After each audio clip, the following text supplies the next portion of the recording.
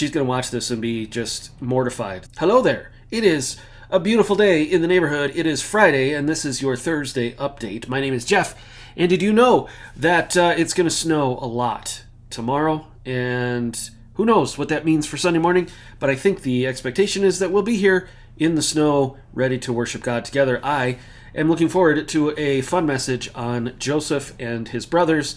Again, the reconciliation, reuniting of the family. We're getting to the climax of that story, so 8:30, 10:15, you won't want to miss it.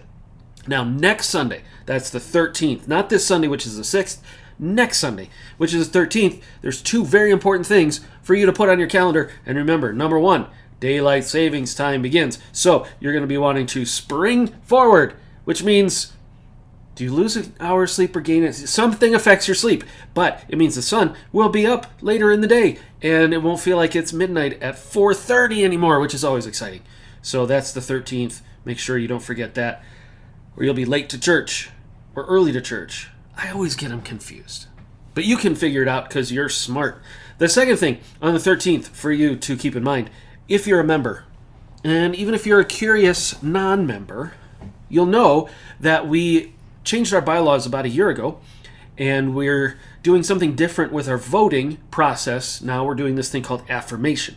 Now, at our business meeting back in October, there was some confusion about how that worked, and we have a business meeting coming up at the end of April, and so to prepare us to go through that again, the 13th, which is a Sunday, the elders and me are going to be doing kind of like a village meeting, pizza with the elders, let's call it, and a chance for Sid and Bert, our church chairman and vice chairman, and myself to kind of walk through the process so that it's not confusing moving forward. And it's a good chance for you, if you'd like to come and ask the elders a bunch of questions about whatever. So we're going to have that after the second service on the 13th, kind of a hangout time, bylaws and fun discussion time. So come on out for that if that's the kind of thing that scratches an itch for you, or if you just want to come and watch the fun. One of the main questions I have been receiving this week, both via email and in person, is there anything we can be doing as a church to help the Ukrainian people and the situation going on over there? And the answer is yes. There are two options that I want to present to you in this update. Number one is through the Evangelical Free Church of America, efca.org. That's the website there. They have a Ukrainian response team and Ukrainian response fund. If you would like to participate in that, that is our overarching denomination association that we're a part of, and they're doing a national response that we can certainly participate in. You can participate in if you'd like. If you would like a more personal connection, I have a very good friend I've known for many, many years. I referenced in my Tuesday update this week. His name is Ron Putnam. Ron and his wife Katya, who is Ukrainian, and their kiddos, have been running a ministry in Ukraine for about 20 years called Slavic Christian Ministries. SlavicChristian.org is the best way to get in touch with them.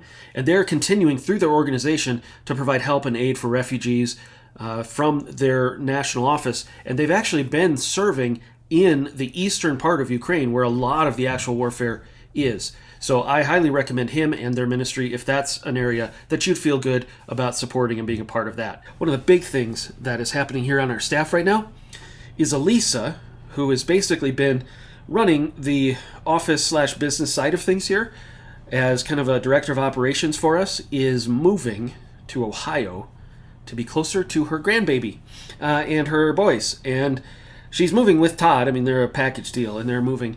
And that is very sad for us here on staff because Elisa is awesome. And she has essentially been kind of my right hand, my chief of staff, so to speak. And I think she's irreplaceable.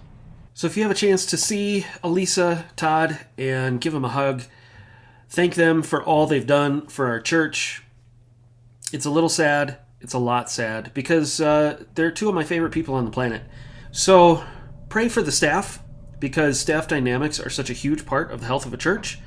And I think Elisa's kind of a unicorn in her personality, gift mix, chemistry to all of us. So I'm a little intimidated because I don't think that there's another Elisa in the world. And of course, Todd has been a very wonderful member of our finance team, doing great work, keeping us financially wise as a church. And so both a director of operations and another helper on the finance team are needs we're going to have moving forward. But that can wait, because right now we just want to honor them And Elisa will be here in the office at least to the end of the month. So make sure you take the time to let her know how great she is. And tomorrow, if it does snow and storm, keep your eyes peeled to our Facebook page or your emails in case anything will change. But I don't think it will. But then again, what do I know? So I do know this. Until next time, I'm Jeff. You're you. God is God. And March weather,